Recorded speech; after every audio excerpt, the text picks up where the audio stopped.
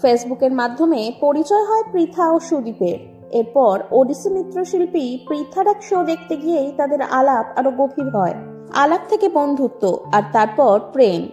দুজনের বয়সের ব্যবধান 25 বছর হলেও প্রেম কি আর বয়সের বাধা মানে? ডিভোর্সি অভিনেতা সুদীপ মুখোপাধ্যায়কে বিয়ে করার সিদ্ধান্ত নেন পৃথা। একসময় অভিনেত্রী দামিনী বেনি বসুর সঙ্গে বিবাহ বন্ধনে আবদ্ধ ছিলেন সুদীপ। তাদের বিবাহ বিচ্ছেদের পর পৃথাকে বিয়ে করেন তিনি।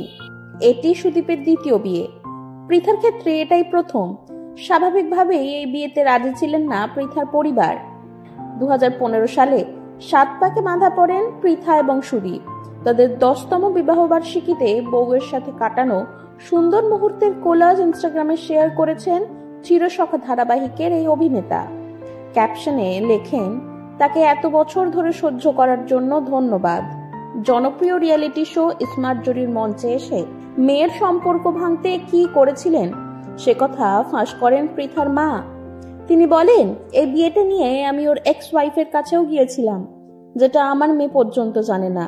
আমি জিজ্ঞাসা করেছিলাম, কেন তোমাদের ছাড়াছাড়ি হয়েছে? পৃথার সঙ্গে বিয়ের আগে পৃথার মা সুদীপের প্রাক্তন স্ত্রী বেনির কাছে বিচ্ছেদের কারণ জানতে চেয়েছিলেন। তবে এখন আর কোনো সংশয় নেই পৃথার মায়ের মনে। পৃথা এবং সুদীপের 2 সন্তান ঋদ্ধি এবং বালি। বর্তমানে তাদের দাম্পত্য জীবন বেশ সুখের।